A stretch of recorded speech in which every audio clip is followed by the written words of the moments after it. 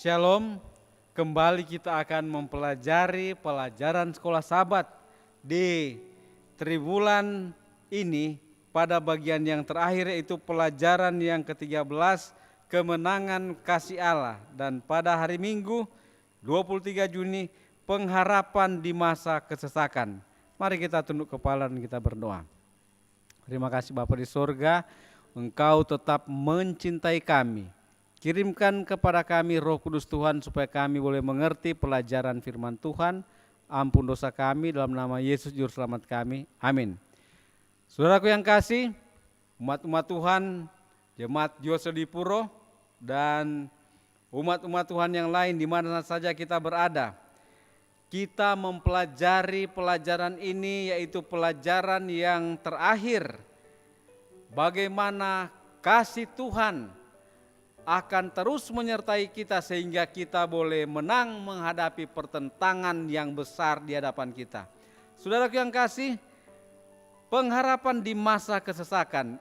Pada saat kita membaca Daniel pasal 12 ayat 1 dan 2, di sana dikatakan bahwa di hari terakhir akan muncul Mikael, yaitu pemimpin malaikatmu. Nah, Mikael ini adalah Yesus Kristus.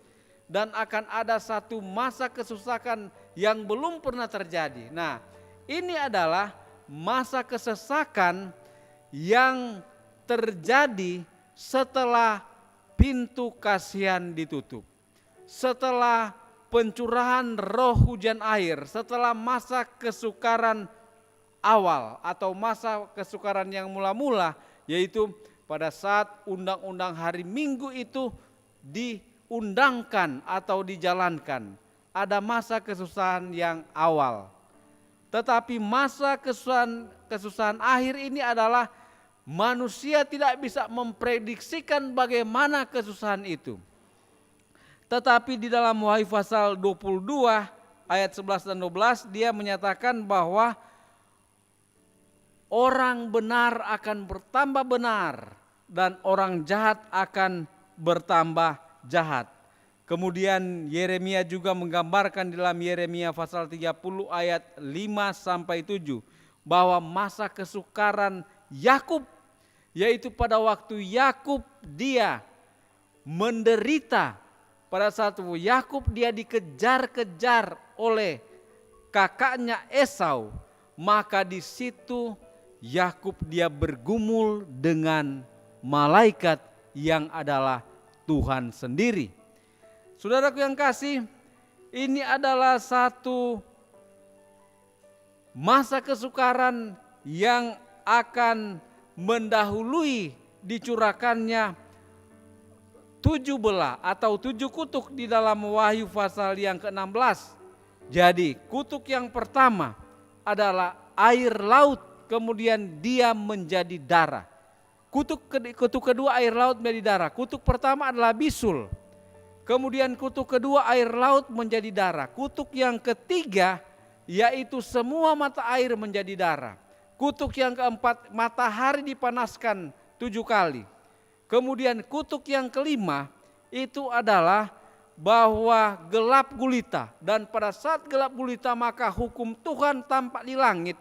Dan di sana ada 10 hukum Tuhan yang dipegang oleh tangan Allah sendiri yang ditulis oleh jari Allah. Dan hukum keempat itu adalah lebih terang daripada hukum yang lain. Kemudian itulah yang keenam, yaitu adalah perang Armageddon, yaitu perang antara umat Tuhan dengan setan dan para pengikutnya. Dan itulah yang ketujuh, yaitu hujan es sebesar 100 pon. Jadi kira-kira 32 atau 33 kilogram. Jadi akan menimpa orang-orang yang tidak setia kepada Tuhan. Dan akhirnya ada satu kebangkitan istimewa dan ada kedatangan Tuhan yang kedua kali. Saudaraku yang kasih, bagaimana kita menghadapi masa kesukaran, yaitu di awal dan sampai berakhirnya 7 kutuk, yaitu bahwa kita dikatakan sebagai anak-anak Allah. Yohanes 8 ayat 29, Yesus dia mengatakan bahwa di sana aku dikatakan bahwa dan ia yang mengutus aku, Bapa menyertai aku, ia tidak membiarkan aku sendiri sebab aku senantiasa berbuat apa yang berkenan kepadanya. Saudara yang kasih, di masa kesukaran di sana dikatakan bahwa Yesus Kristus akan mendampingi umat-umatnya setelah dia selesai mengantarai di bilik yang maha suci. Karena di dalam Matius pasal 28 ayat 20 dikatakan, aku menyertai kamu senantiasa sampai kepada kesudahan. Jadi saat ini memiliki hubungan pribadi dengan Kristus itu adalah sangat penting. Lewat doa kita mempelajari firman Tuhan, kita membagikan kabar baik kepada orang-orang di sekitar kita. Kemudian kita menghidupkan kebenaran yang sudah kita miliki.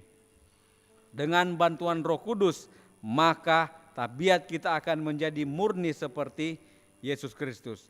Saudaraku yang kasih, akan ada penganiayaan, tetapi kita tidak perlu takut karena hamba Tuhan juga Nyonya White menyatakan bahwa pedang yang terhunus untuk membunuh umat-umat Tuhan akan seperti jerami. Saudara, kita tidak akan mati pada waktu masa kesukaran yang besar karena kita sudah dimeteraikan.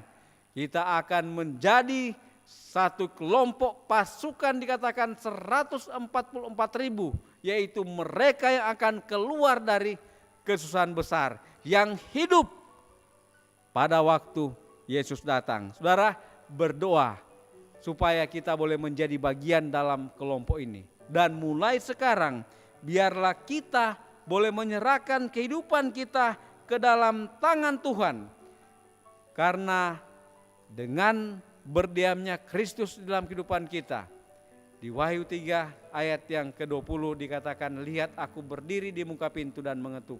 Jikalau ada orang yang mendengarkan suaraku dan membukakan pintu bagiku, aku akan masuk mendapatkannya dan akan makan bersama-sama dengan dia dan dia bersama-sama dengan aku.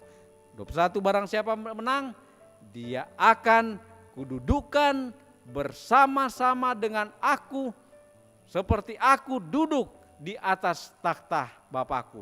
Saudaraku yang kasih, di sebelah kanan takhta Bapakku. Saudaraku yang kasih, biarlah kita menjadi setia kepada Tuhan, sehingga masa kesukaran itu akan membuat kita semakin serupa dengan tabiat Kristus, karena kita akan diuji dan kita dijanjikan kemenangan. Kiranya Tuhan memberkati kita dalam nama Yesus. Amin.